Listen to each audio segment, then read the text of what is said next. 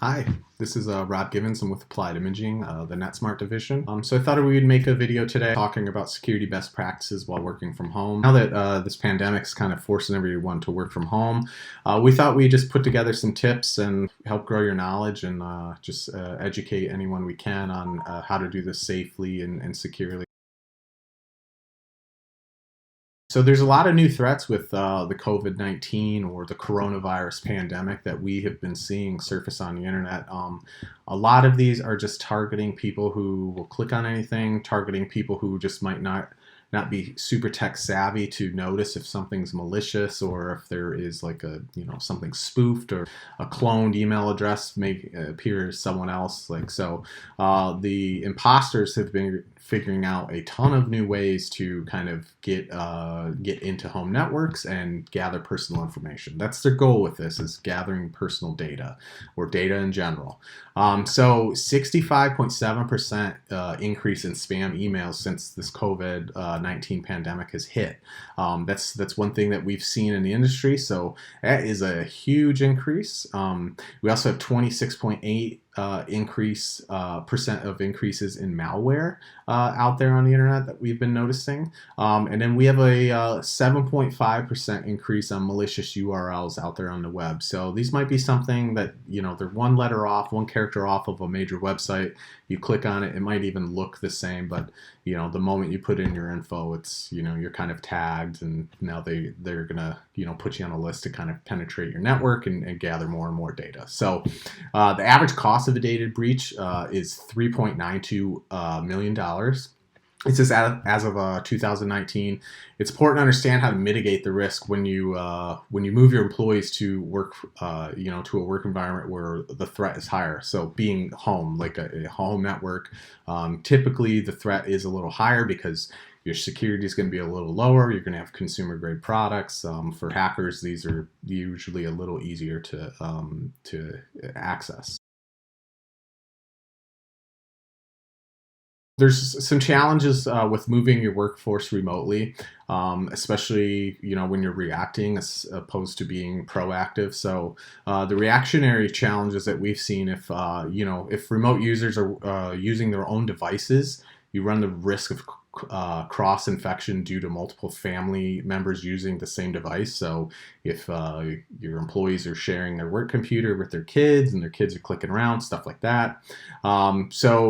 Give your employees tools to be successful to prevent cross infection, meaning if you give them an assigned laptop, their children are not to use that laptop, stuff like that. So if there's sensitive data on there, treat it as such.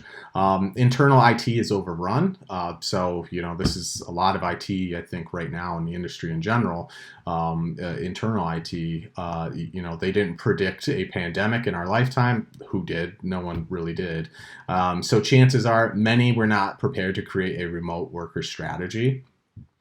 Because of that, your internal IT staff is extremely busy and overrun, which could lead to slow response time, unable to actually resolve issues because they don't have the time to actually dig into it and kind of dig deeper and figure out what's actually going on. So there's a number of challenges that you can run into with an overrun and kind of a burnout internal IT team.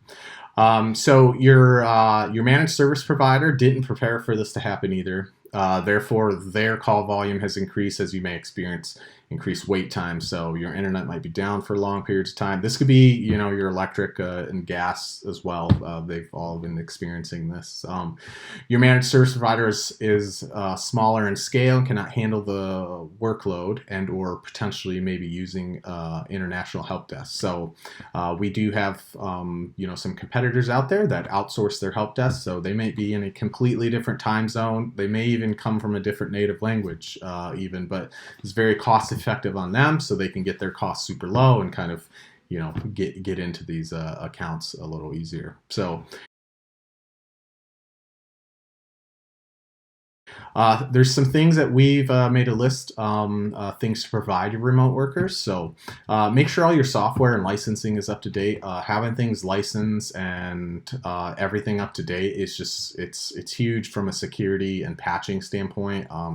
If there is any way to get into a system because of an application, that's those security and patches. That's usually what they cover, is to prevent that type of stuff. Provide company issued laptops, computers to prevent security breaches of your data on personal computers. So it's having your employees go out and purchase their own gear is usually not advised that way, because then it's not managed. Your IT team or your MSP, they need to have an asset tag on that. They need to have their tool set on that. So if something does happen, they're getting alerted, and everyone's kind of all hands on deck at that point. So ensure your IT services you subscribe to protect home offices as well. So make sure that if you do have an IT provider that you're working with, make sure that just the basic office that you normally work out of is not covered. So make sure home networks are covered as well. Or offsite. They may word that a number of ways. Home routers are not sufficient, so enterprise routers can help provide employees security. So when you go to Best Buy and you see a router for $50, and then you see usually it's labeled a gaming router or like a high-end router for $200, there's a number of things that make that price increase, and most of it is security. Most of it's security, as well as the configuration abilities to add a VPN, a built-in VPN, or whatever. So anytime that router is on the internet and accessing the internet, if someone were to come up to a basic $50 router, it's usually a simple admin password. That's all they need to get through. The more expensive routers, they may make them jump through a lot more hoops. They might have an alerting system to notify you of a breach is being attempted, all that type of stuff. So that's a huge difference. So you kind of have to pay to play with that stuff. So usually spend the extra on something more secure and stable, and it helps your network entirely, as well as all of your users and remote users. So the endpoint security has to be up to date and on point. So every time there's a new virus or something like that, some new malware or whatever that comes out, there's usually a remedy for that. So figuring out what file is actually propelling this malware or virus to do whatever it's doing, there's usually a mechanism out there that we can, or that an antivirus or malware company can provide to prevent that and basically stop that virus or malware in its tracks. So updating that endpoint brings in all of that new data in order for the malware or antivirus software to prevent any further breaches and stuff like that. So provide guidance on how to deploy your VPN on home laptops if not providing company laptops. So if they have a workstation at their office and they're not allowed to take their laptop home, or their workstation, it's a physical workstation, not a laptop, so they're going to use their home office that already has a computer. It's important to give your users step-by-step walkthrough on setting up their VPN. That way they can actually access the network and do what they need to do from their workstation at home. Video conferencing. Choose a video conferencing platform for your enterprise. Don't rely on employees using free versions. Some free versions have been compromised or could potentially have malware. So there's tons of them out there. If you Google like free video chat, free video conferencing or whatever, there's a lot of them. So we recommend Teams. Teams is probably the best and most secure out there right now. Zoom has been gaining a lot of popularity. There's a plethora of those, but we usually suggest, if you do find a video conferencing software that you like, pick that one, stick with it, deploy it to all of your users. That way you're not having mixed licensing and all that type of stuff.